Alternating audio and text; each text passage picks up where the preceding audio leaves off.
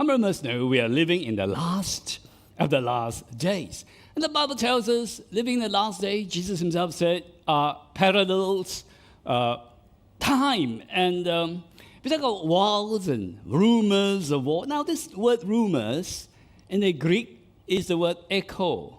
So it is not just fake news. Basically, literally, it means the threats of war. So you read the paper, you notice that so many people are threatening war, and they are talking about war, even nuclear war. And verse 7, For nation will rise against nation, and kingdom against kingdom, and there will be famines, pestilences, and earthquakes in various places. We just emerged from a pestilence that had never seen, unheard of.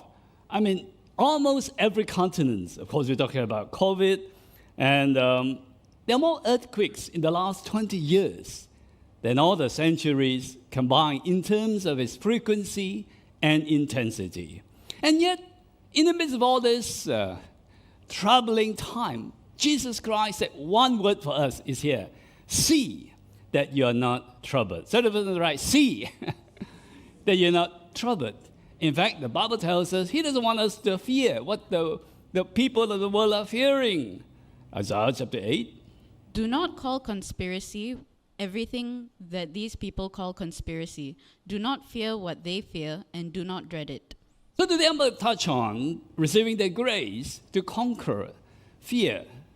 And first and foremost, don't fear what the people of the world are fearing.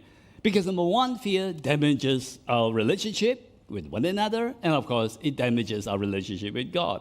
Genesis 3, verse 10. He answered, I heard you in the garden, and I was afraid because I was naked. So It I is that hid. when Adam and Eve was full of fear, they hide, all right? And what did they do to hide? They covered themselves with fig leaves. How many of us know it doesn't work?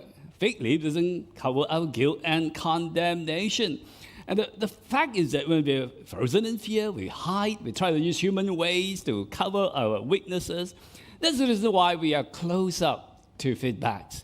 And if you're not open to feedbacks to improve our life and businesses, we're not going to be able to be innovative.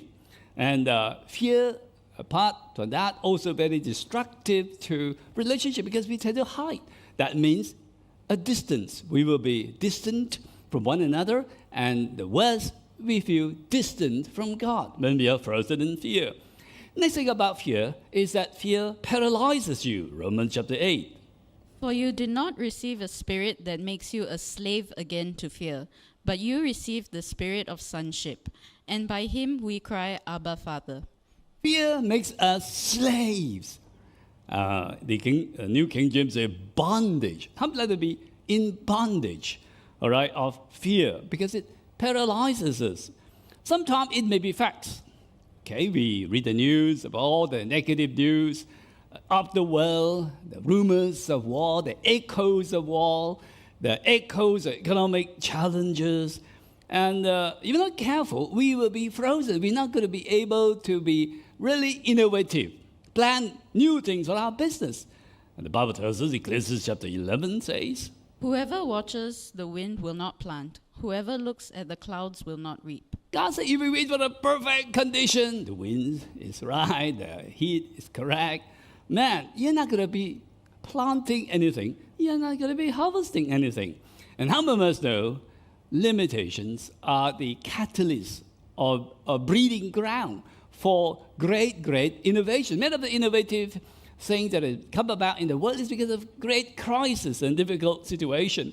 So I have a message. I hope you get back to that again in the series, Awesome in Gatherings, is the message entitled Great Innovations with Our Limitation. Why? Genesis 26 says, Isaac planted crops in the land of famine, and the same year reaped 100-fold, because the Lord blessed him. Not a good year of time of famine, perhaps economic challenges. He planted. He was innovative. He planted in the right place, in the right well, God providing the wells. You know what? He harvested that same year 100-fold. There are challenges. Some of us know new challenges means new opportunities, new resources, and get ready for it. This is why after we finish the series on kingdom grace, we are going to launch into kingdom provision. And it's based upon the passage Jeremiah 33. They will bring me renown, joy, praise, and honor before all nations on earth that hear of all the good things I do for it. And they will be in awe and will tremble at the abundant prosperity and peace I provide for it. This is God's standard. This is God's glorious riches. He supplies all your needs according to His glory and riches. This is how God wants you to be supplied. That the people of the world will look at you and say, wow, man, they're going to tremble. And we're going to look into kingdom provision. Provisions in terms of hidden supply that God will open our eye to see, hidden opportunity, and hidden protection. I remember, so of all seasons, this time we really need to really depend on God for His divine protection more than any other season. So we got about kingdom provision for your hidden resources, open our eye to see resources, great opportunities, and of course, knowing His divine protection.